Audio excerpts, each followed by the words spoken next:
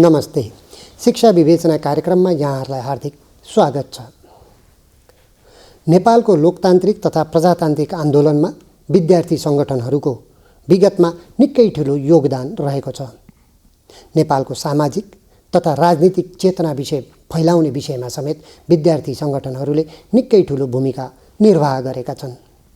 तर विगतमा गरेको विद्यार्थी सङ्गठनको यो भूमिका अहिले आएर ओझेलमा परेको छ। विद्यार्थी सङ्गठनहरू कता गए भन्ने प्रश्न उठिरहेको छ। विगतमा राजनीतिक आन्दोलनमा निकै सफल देखिएका विद्यार्थी सङ्गठनहरू नेपालको सार्वजनिक शिक्षाको सुधारतर्फ त्यति अग्रसर भएको पाइँदैन। त्यति मात्र होइन, सार्वजनिक शिक्षाको सुधारभन्दा निजी शिक्षाको पक्ष पोषणमा लागेको आरोप पनि विद्यार्थी सङ्गठनहरूमाथि लाग्दै आएको छ। यस्तो किन भयो भन्ने विषयमा आज हामी छलफल गर्दैछौँ अनि राष्ट्रवियुका अध्यक्ष सुनिता बरालसँग। अध्यक्षज्यू, स्वागत छ कार्यक्रममा। धन्यवाद। प्रश्नको लिस्ट निकै लामो छ, सूची निकै लामो छ। कहाँबाट सुरु गरौँ भन्ने भयो। तपाईँ करिब 1 वर्ष हुन लाग्यो अनि राष्ट्रवियुको अध्यक्ष हुनुभएकोमा। विद्यार्थी सङ्गठनको कार्यकर्ता भएदेखि अध्यक्षसम्म आइपुग्दा के पाउनुभयो? नेपालको शिक्षाको अवस्था कस्तो रहेछ? शिक्षामा परिवर्तन आवश्यक छ भन्ने चेतना सबै पक्षमा भएको, तर जुन तहको परिवर्तनको चेतना हाम्रो मानसपटलमा छ, हाम्रो बुझाइमा छ, हाम्रो दृष्टिकोणमा छ, त्यो तहको परिवर्तन गर्नका लागि नेतृत्व पङ्क्ति राजनीतिक नेतृत्व होस् या शैक्षिक क्षेत्रको नेतृत्व होस्, यसको अर्थ विश्वविद्यालयमा नेतृत्व गरिरहेको भिसी होस् या विद्यालयमा नेतृत्व गरिरहेको होस् या राज्यको नेतृत्व गरिरहेको शिक्षा मन्त्री या प्रधानमन्त्री होस्, आफ्नो चेतनामा भएको विषयलाई पनि कार्यान्वयनमा लिएर जाने कुरामा असाध्यै धेरै समस्या देखिएको र चिन्ताको विषय सबैलाई हुने, चिन्तालाई समस्याको रूपमा रूपान्तरण गर्नका लागि पनि सबै तयार हुने, तर समाधानका लागि प्रयास गर्ने कुरामा चाहिँ सबै पक्षको असाध्यै धेरै कन्जुस्याइपूर्ण प्रयास देखिने गरेको मेरो अनुभूतिको चाहिँ विषय हो। र यसमा हामीले आज पनि भन्दै आएको, हिजोदेखिको अनुभूति भएको विषय शिक्षा क्षेत्र नै बलियो नबनाइकन हुँदैन भनेर भनिराख्ने, तर हामी नै पनि कहीँ कतै रुमलिरहेको पो हो कि अलि बढी पेचिलो बनेपछि राजनीतिक विषय नै बढी प्राथमिकतामा परेको हो कि भन्ने अभ्यासबाट चाहिँ आज पनि हामी उत्तिकै ग्रस्त छौँ। त्यो समस्याकै रूपमा देखिएको छ र सोचे अनुरूप काम गर्न नसकिने कुरा चाहिँ आज अध्यक्ष भएपछिको मेरो अनुभूति र अनुभव हो। यस्तो किन रहेछ? त्यो परिवर्तन हुनुपर्छ भन्ने तर गर्न नसक्ने समस्याहरू कहाँ रहेछन् त? समाजमा शिक्षाको परिवर्तन चाहिँ सामाजिक रूपमा यसको प्रभाव बिस्तारै तर लामो गतिमा अथवा दीर्घकालीन रूपमा पर्ने खालको प्रभाव हुने भयो शिक्षाको। तर हाम्रा अभ्यासहरू के हुँदै आए भने राजनीतिक प्रभावहरू चाहिँ, राजनीतिक अभ्यासबाट आउने प्रभावहरू चाहिँ तुरुन्तै देखिने खालका, तुरुन्तै अनुभूति गरिने खालका भए। कतिपय अनुभूति डकुमेन्टमा मात्रै सीमित भए तापनि हामीले त्यसलाई चाहिँ छिटो ओनरसिप गर्छौँ, तर शिक्षामा भएको परिवर्तन चाहिँ त्यस्तो खालको विषय हुँदैन। यो चाहिँ दीर्घकालीन समयसम्मको या तुरुन्तै हुने भयो भने पनि नीतिगत रूपमा रूपान्तरण हुने खालको विषय हो। त्यो कारणले पनि होला। अर्को कुरा, हामीले चाहिँ गर्दै आएको अभ्यासको निरन्तरता मात्रै कामको परिणामसँग जोडेर हेर्ने कुरा पनि अझ हामीले चिर्न सकेका छैनौँ। अभ्यासको निरन्तरताले परिणाम दिँदैन। आज चाहिँ समय धेरै परिवर्तित भइसक्यो, आजको आवश्यकता परिवर्तित भइसक्यो, आजको समयको माग परिवर्तित भइसक्यो, हाम्रा पाठ्यक्रमले खोजेको विषय पनि परिवर्तन भइसक्यो, तर हाम्रा पठन पाठनका तरिकाहरू चाहिँ परिवर्तन गर्न सकेका छैनौँ हामीले। त्यो पनि एउटा समस्या हो। पाठ्यक्रमको आवश्यकता परिवर्तन भइसक्यो, शैली परिवर्तन भएन। पाठ्यक्रमै परिवर्तन कतिको भएको छ त? चाहे त्यो विश्वविद्यालय होस् चाहे चाहिँ विद्यालय तहमा होस्, त्यो नै परिवर्तन भएन भन्ने गुनासो छ। होइन, हाम्रा प्राध्यापकहरूलाई मैले एकदम समग्रतामा सबैलाई दोष लाउन खोजेको त होइन, तर अधिकांश रूपमा हेर्दा प्राध्यापकको अध्यापन गराउने तरिकाभन्दा बढी पाठ्यक्रम परिवर्तन भएका छन्। तर हामीले अध्यापन गराउने तरिकाहरू चाहिँ त्यो पाठ्यक्रम परिवर्तन भए जति पनि भएका छैनन्। पाठ्यक्रम पनि आज जुन तहको विश्व चाहिँ को आवश्यकता हो, आज हामी विश्वमा प्रतिस्पर्धा गर्न सक्ने दक्ष जनशक्ति उत्पादन गर्नुपर्छ भन्ने जुन हाम्रो नीतिगत विषय हो, त्यो तहको परिवर्तन भयो कि भएन भन्दा हाम्रा विषयहरू अझ पनि अनुसन्धानमुखी हुन सकेका छैनन्, विज्ञानै उत्पादन गर्न सक्ने गरीको भएका छैनन्। यो तथ्य सत्य कुरा हो। तर जुन छ त्यो अहिलेको नेपालको कन्टेक्स्टमा धेरै हदसम्म हामीलाई आवश्यकता पुरा गर्ने खालका नै पाठ्यक्रमहरू छन्। पछिल्लो समय विश्वविद्यालयमा हेर्दा सेमेस्टर प्रणालीमा हामी गइसके पछाडि धेरै पाठ्यक्रमहरू प्रयोगात्मक छन्, तर यसलाई प्रयोगसँग जोडेर हेर्ने कुरामा चाहिँ अझ प्राध्यापन पेसामा हुनुभएका व्यक्तिहरू त्यो ठाउँसम्म तयार नहुने, विश्वविद्यालयको स्रोत साधनको उपयोगिता त्यो ठाउँमा प्रयोग नहुने र विश्वविद्यालयको नेतृत्वले समग्रतामा यो कुराको व्यवस्थापनमा कमजोरी देखिन्छ। तपाईहरुको यो गर्नको लागि चाहिँ तपाईहरुको विद्यार्थी संगठनहरू हरेक राजनीतिक दलसँग आबद्ध हुनुहुन्छ। तपाईले राजनीतिक नेतृत्वलाई किन कन्भिन्स गर्न सक्नु भएन त? राजनीतिक नेतृत्वले कन्भिन्स भयो भने त यो तपाईहरुले भनेका परिवर्तन त सहजै आउँथ्यो होला नि त। तिनीहरूलाई किन कन्भिन्स गर्न सक्नु भएन? यस्तो हो, अब हामीले हाम्रो ठाउँबाट गर्छौँ। मैले नेतृत्व गरिरहेको सङ्गठन र म जोडिएको पार्टी नेकपा एमालेलाई सहजतापूर्वक भन्न र मेरो पहुँच पुर्याउन सक्ने कुरामा म ढुक्क छु र मैले गर्न सक्छु। तर अहिलेको हाम्रो विडम्बना भनौँ, हामीले स्वीकार्नुपर्छ, त्यसमा केही कमजोरी मेरा पनि होला या मैले मानेको पार्टी, म जोडिएको पार्टीसँग पनि होला। तर शिक्षा क्षेत्रमा त्यो क्षेत्रको आवश्यकता भन्दा बढी राजनीतिक दलसँगको सामिप्यताले का आधारमा जुन खालको जिम्मेवारी दिने हामीले अभ्यास गऱ्यौँ होला, एउटा व्यक्ति प्राज्ञिक हुँदैमा उसले कुनै दलसँग जोडिन हुँदैन या उसको मताधिकार सुरक्षित हुने विषयलाई नै कुण्ठित गर्नुपर्छ यसो भन्न खोजिरहेको छैन मैले। तर विश्वविद्यालयको नेतृत्व गर्ने कुरा, प्रशासनिक कुराको व्यवस्थापन गर्नेदेखि लिएर एकाडेमिक विषयहरूका नेतृत्व गर्न सक्ने सहितको त्यो क्षमता, योग्यता, गतिशीलता र त्यो जुझारुपन भएको नेतृत्व छनौट गर्ने कुरामा चाहिँ हाम्रा राजनीतिक दलहरू चुकेका छन्। हामीले पटक पटक विद्यार्थी सङ्गठनको नेतृत्वमा हुँदा या हाम्रा अन्य भूमिकामा पनि हामीले भनेका छौँ, अब विश्वविद्यालयहरू विद्यालयदेखि विश्वविद्यालयसम्मको शिक्षालाई नै हामीले राजनीतिक प्रभाव रहित बनाउनुपर्छ भनेका छौँ र हामीले सङ्गठनका तर्फबाट अनि राजवीले पटक पटक भनेको छ, हामीले धेरै अगाडि नै विद्यालयलाई चाहिँ बन्द निषेधित क्षेत्र बनाउनुपर्छ भनेर उद्घोष पनि गऱ्यौँ। आज हामीले खुला रूपमा सबैलाई अपिल पनि गरिरहेका छौँ, विश्वविद्यालयहरू अब शैक्षिक वातावरणलाई बिथोल्ने गरी विश्वविद्यालयका नियमित विद्यार्थीसँग जोडिएका प्रशासनिक कामहरू बिथोल्ने गरी चाहिँ कहिले पनि कसैले बन्द नगरौँ, यसलाई गतिशील बनाउने कुरामा सहयोग गरौँ भनेर अनि राजवीले त खुला रूपमा आह्वान अपिल पनि गरेको छ र हामीले त्यो भूमिका पनि निर्वाह गरिरहेका छौँ। त्यो चाहिँ तपाईँले अपिल मात्रै गर्नुभयो, न्यूनतम एजेन्डामा तपाईँहरू सबै विद्यार्थी सङ्गठनहरू एक हुन सक्नुहुन्न, त्यो विषयमा आवाज उठाउन सक्नुहुन्न, एक्लै आन्दोलन गर्नुहुन्छ। त्यसले गर्दाखेरि पनि तपाईँहरूको आन्दोलन कमजोर परे हो। गुणस्तरीय शिक्षा, सिप मानसिकता, सिपयुक्तको शिक्षा हामीले दिन नसकेकै हो। यसमा चाहिँ हामीले निर्ममतापूर्वक समीक्षा गर्नुपर्छ। राजनीतिक मुद्दाहरूमा विगतमा हामीले धेरै देखेका छौँ। संयुक्त विद्यार्थी सङ्गठनका जुन पहल प्रयासहरू भए साँच्चै धेरै निर्णायक भएका थिए। विद्यार्थी सङ्गठनहरू चाहिँ स्थापित हुँदै आउने क्रम एउटा राजनीतिक विषय पनि थियो। तर शैक्षिक विषयमा आइपुग्दा यो चाहिँ अघि मैले भने यसका परिवर्तनका स्वरूपहरू फरक हुन्छन्, राजनीतिक विषयहरू जस्ता हुँदैनन्। तर यसमा फेरि हामी नेतृत्वका ठाउँबाट पनि र हामी जोडेको राजनीतिक नेतृत्व र हाम्रो आजको अभ्यासले पनि शिक्षा क्षेत्र सुधार्नका लागि हामी नीतिगत रूपमा सबै सहमत छौँ। तर अभ्यासमा जाँदाखेरि हाम्रा आफ्ना विषयहरू आउने र त्यसलाई चाहिँ ओझेल पार्ने अथवा राजनीतिक प्रभावका विषयहरूका कारणले शैक्षिक क्षेत्र चाहिँ अझ पनि हामीले सङ्लो बनाउन नसकेको कुरा साँचो हो। त्यही भएर त होला अनिरा सुब्बाज्यूले विगतमा नारा दियो जनवादी शिक्षा, निःशुल्क शिक्षा भनेर, तर कहीँ पनि देखिएन। सशुल्क शिक्षा हुन थालिसक्यो होइन। यो त अब देखिने कुरा त हामीले नीतिगत रूपमा त योभन्दा बढी कति देखिने र संवैधानमै व्यवस्था गरेका छौँ। तर व्यावहारिक रूपमा संवैधानिक व्यवस्थालाई पनि पुरा गर्न नसकेको दुःखद पक्ष साँचो हो। विगतमा चाहिँ तपाईँहरूकै पार्टीकै सरकार हुँदाखेरि 3 वर्ष, 3.5 वर्ष बस्दाखेरि पनि यी कुराहरूमा त केही पनि भएन।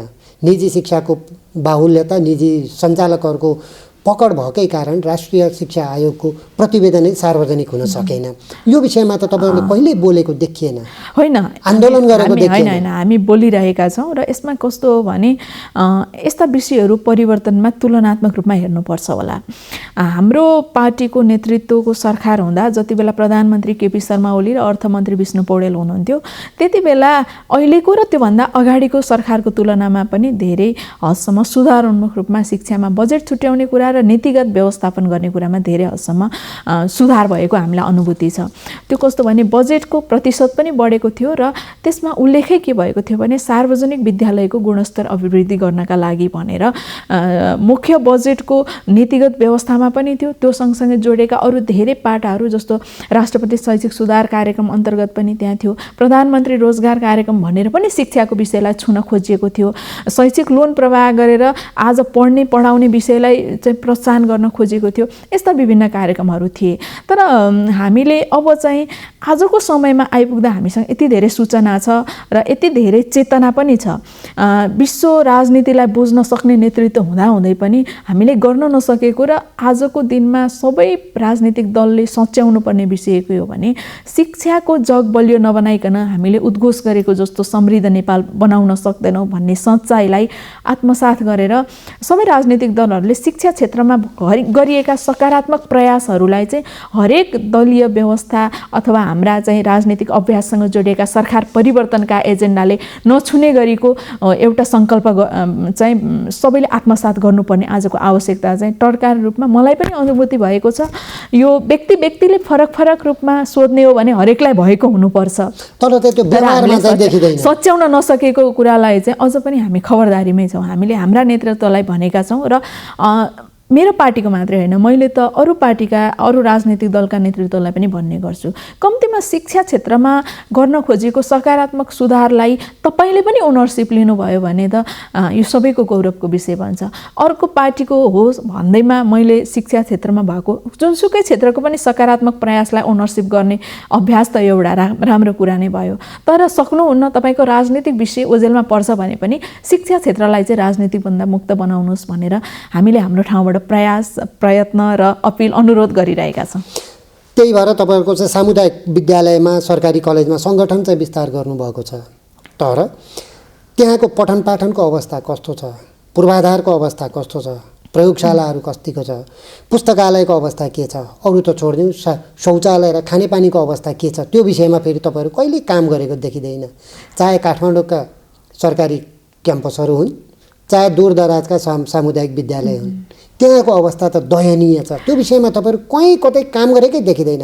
त्यस्तै अपिल गर्ने बाहेक तपाईँहरू देखिँदैन। केन्द्रीय तहबाट मैले यहाँ बोलिराख्दा गर्ने त फेरि पनि ध्यान आकर्षण गराउने नै हो, अनुरोध गर्ने नै हो। तर तपाईँले भन्नुभएको जस्तै हामी चाहिँ सबै विद्यालयमा सबै क्याम्पसहरूमा हाम्रो सङ्गठन संरचनाहरू छन् र ती सङ्गठन संरचनाले विश्वविद्यालय अन्तर्गतका भयो भने धेरै गऱ्यो भने सबै निर्वाचनको माग गर्लान्। त्योभन्दा बाहेक त्यो सङ्गठन निर्माण भएकै त्यो कक्षा कोठामा पुग्नका लागि त्यही आवश्यक पर्ने प्रयोगशाला व्यवस्थापन गर्नका लागि त्यही भएका शिक्षकले कति चाहिँ प्रभावकारी ढङ्गले पढाउनु भएको छ भन्ने हेर्नका लागि र त्यही हुने प्रशासनिक व्यवस्था कति चुस्त दुरुस्त छ भनेर हेर्नका लागि हुन् र सबैले आफ्नो ठाउँमा काम गरिरहेका हुन्छन्। आज पनि हाम्रा चाहिँ स्रोत साधनको अभाव, शिक्षामा देखाइने बजेटको अभाव, कतिपय ठाउँमा नेतृत्वको प्रभावकारिता नभएका कारणले पनि आज विश्वविद्यालय अझ कतिपय कलेजहरूसँगै आफ्नै धेरै सम्पत्तिहरू लथालिङ्ग भइरहेको हुन्छ। तर सामान्य प्रशासनिक व्यवस्था गर्न एउटा शिक्षकलाई कुर्सी र टेबल राख्दिन पनि उसको स्रोत चाहिँ अपुग भइरहेको भन्ने कुरा हामीले सुनिरहेका छौँ। त्यसकारण यसमा हामीले हाम्रो ठाउँबाट गर्ने प्रयासहरू गरिरहेका छौँ। तर एउटा पक्षले मात्रै प्रयास गरेर समग्रतामा सुदृढ हुँदैन।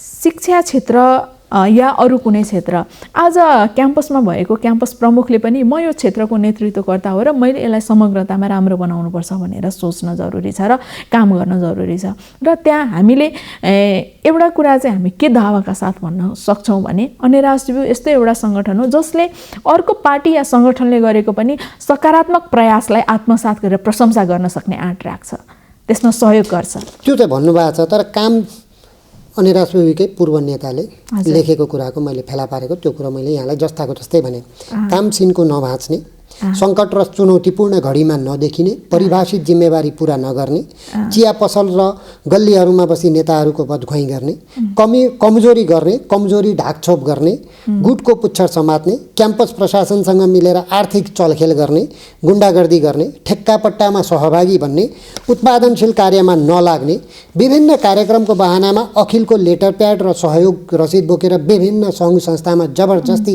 धम्क्याएर चन्दा उठाउँदै हिँड्ने प्रवृत्ति तपाईँहरूकोमा छ? यो सम्पूर्ण यहाँ चाहिँ अखिलको नाम मात्रै छ, सम्पूर्ण विद्यार्थी सङ्गठनको अवस्था त्यही छ। यो पूर्व अखिलका पूर्व नेताले लेखेको कुरा हो।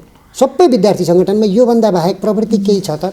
सामान्य जनमानसले बुझ्ने, सामान्य विद्यार्थीले बुझ्ने भनेको विद्यार्थी सङ्गठनको काम भनेको यी लाइनै भनेका यी होइनन् र? माफ गर्नुहोला, यसमा चाहिँ कसले लेख्नुभयो त मलाई थाहा भएन। तपाईँले अब यहाँ भन्न नमिल्ने होला होइन, भनिदिनु भयो भने राम्रो हुन्छ। अझ म त तपाईँलाई अनुरोध पनि गर्न चाहन्छु। र आजको दिनमा तपाईँलाई मैले यो सार्वजनिक, यो सबैभन्दा ठुलो पुरानो अझ सरकारी संरचनाभित्र बसेर हामी बोलिरहेका छौँ।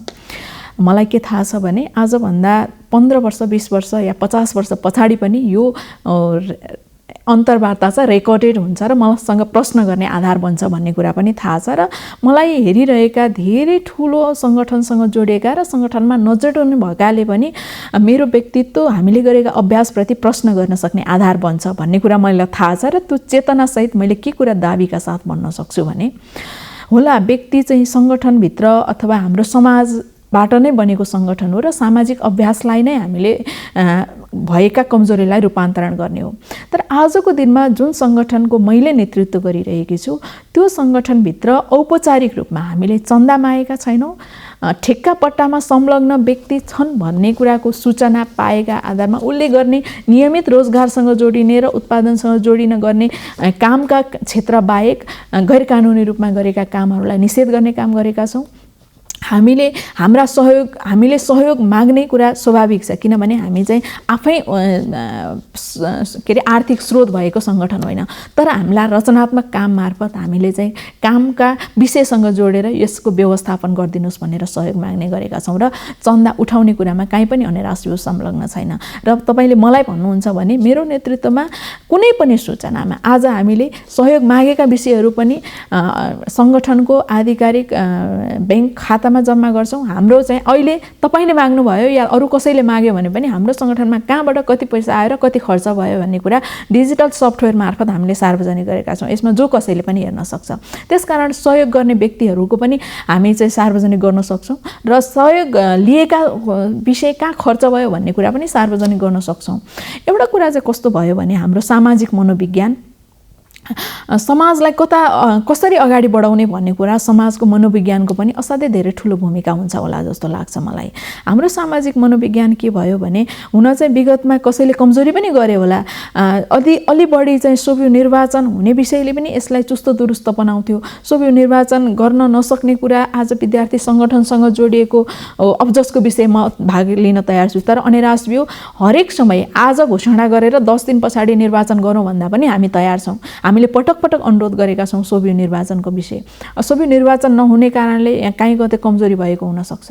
तर आजको दिनमा हामीलाई लगाइने आरोप चाहिँ त्यो हाम्रो समाजको मनोविज्ञान जुन चिन्तनबाट हामी अगाडि बढ्यौँ र जुन चिन्तन जुन अभ्यासबाट अघि तपाईँले भन्नुभएको जस्तो जुन लेखेको विषय जस्तै भन्नुभयो, यस्ता विषय आफ्नो अभ्यासबाट अनुभूति हुने विषयहरू होलान्। मलाई चाहिँ अनिराश्यभित्र चन्दा उठाउने, ठेक्कापट्टा गर्ने, यस्तो गर्ने कुराको बाहुल्यता छ भन्ने कुराको अनुभूति नै छैन।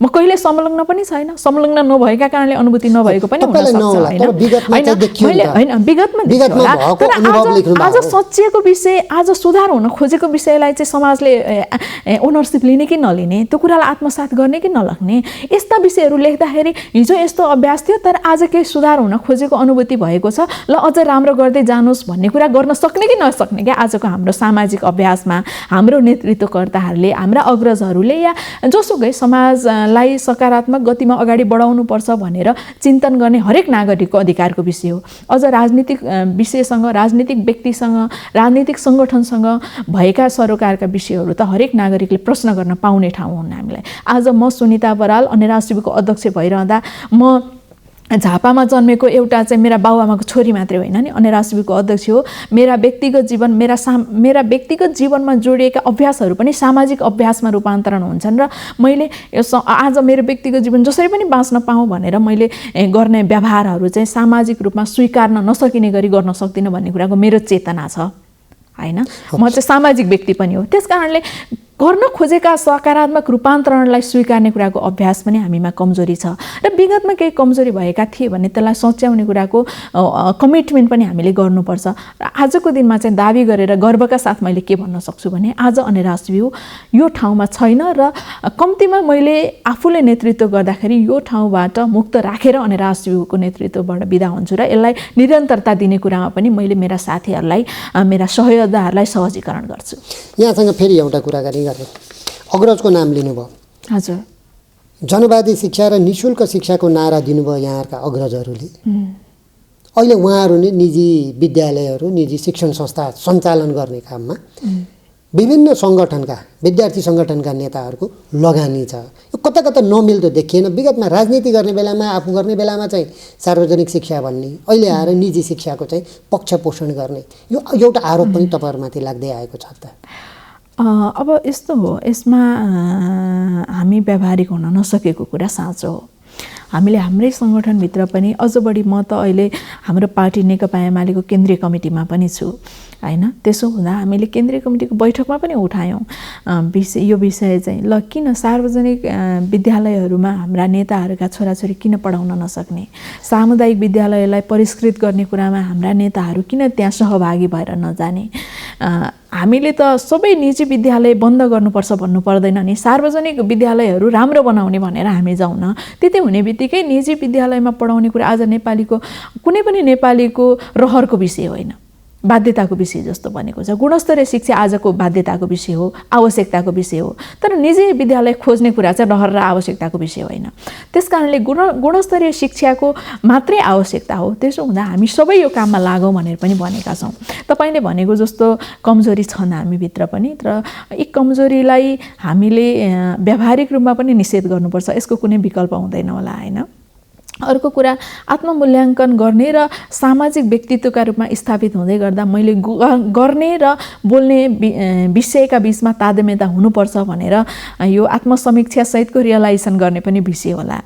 मैले मेरो ठाउँबाट मेरो आन्तरिक पार्टीभित्र र मेरो सङ्गठनभित्र प्रयास गरिरहेकी छु, तर यी कमजोरी छन् भन्ने सच्चाइलाई मैले पनि आत्मसात गर्छु र मेरो ठाउँबाट यस्ता विषय न्यूनीकरण गर्नका लागि प्रयास गर्छु। योभन्दा बढी अहिले मैले यो विषयमा केही भन्न सकिनँ। अन्तिममा अब चाहिँ अबको 10 वर्ष पछाडि तपाईँहरूको सङ्गठन र अन्य विद्यार्थी सङ्गठन समेत गर्दाखेरि जसरी अहिले चाहिँ निजी विद्यालयमा 30% विद्यार्थीहरू पुगिसकेका छन्, उच्च शिक्षातर्फ 40% निजी क्याम्पसहरूमा जान्छन् भने अबको 10 वर्ष पछाडि त्यसमा के कति सुधार हुन्छ, अन्तिममा भन्नु तपाईँहरूको प्रयास त्यसमा के रहन्छ?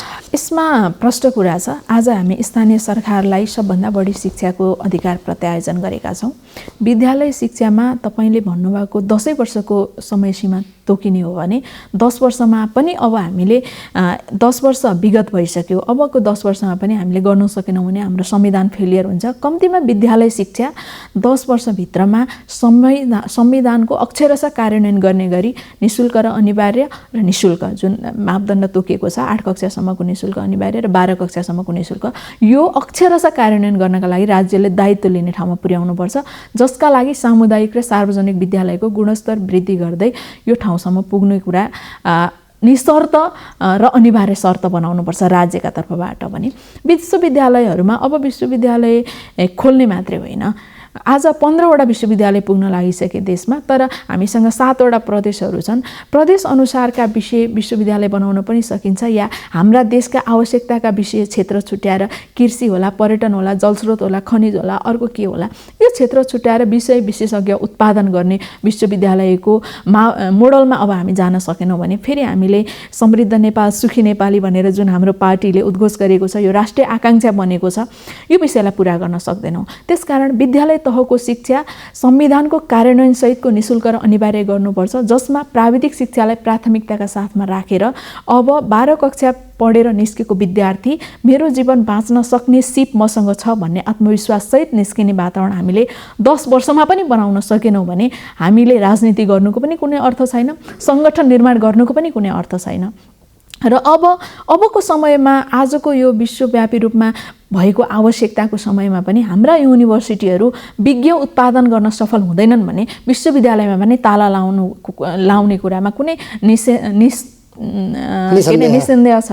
त्यस कारणले विश्वविद्यालय अब विज्ञ उत्पादन गर्ने गतिमा अगाडि जानुपर्छ, जसका लागि फेरि पनि राज्य नै जोडिन्छ, फेरि पनि सरकार नै जोडिन्छ, फेरि पनि नीतिगत व्यवस्था नै जोडिन्छ। त्यसमा चाहिँ तपाईँहरूको टेलिभिजन मार्फत म के कमिटमेन्ट गर्न चाहन्छु भने म एउटा राजनीतिक दलसँग पनि जोडिएको छु, जो चाहिँ यो देशको ठुलो र मुख्य निर्णायक भूमिका खेल्न सक्ने राजनीतिक दलका रूपमा स्थापित छ। नेकपा एमालेमा मैले भूमिका खेल्छु, हामी सबैले आफ्नो ठाउँमा भूमिका खेलौँ। अब शिक्षालाई सुधार नगर्ने हो र शिक्षा मार्फत समृद्धि नखोज्ने हो भने हामीले समृद्धिको गफ गर्न पनि छोडौँ, विषय र व्यवहारमा कमिटमेन्ट गरौँ। म आफ्नो ठाउँबाट प्रयास गर्छु। हस्, धन्यवाद। हाम्रो कार्यक्रममा आइदिनु भयो र चाहिँ नेपालको शिक्षाको सुधारका विषयमा आफ्नो र आफ्नो सङ्गठनको धारणा राख्नु, यसको लागि धन्यवाद। धन्यवाद तपाईँलाई पनि अवसरका लागि। आदरणीय दर्शकवृन्द, आज हामीले अनेराश्रवियुका अध्यक्ष सुनिता बरालसँग नेपालको सार्वजनिक शिक्षा र नेपालको समग्र शिक्षाको अवस्था सुधार गर्न के गर्नुपर्छ भन्ने विषयमा छलफल गऱ्यौँ। आजको लागि यति नै। अर्को साता हामी फेरि शिक्षा क्षेत्रका अर्का व्यक्तिसँग बसेर यसरी नै छलफल गर्नेछौँ। त्यतिन्जेलसम्म म रविचन्द्र पराजुलीका साथै स्टुडियोमा रहनुभएका सम्पूर्ण प्राविधिक साथीहरू सबैलाई बिदा दिनुहोस्। नमस्ते।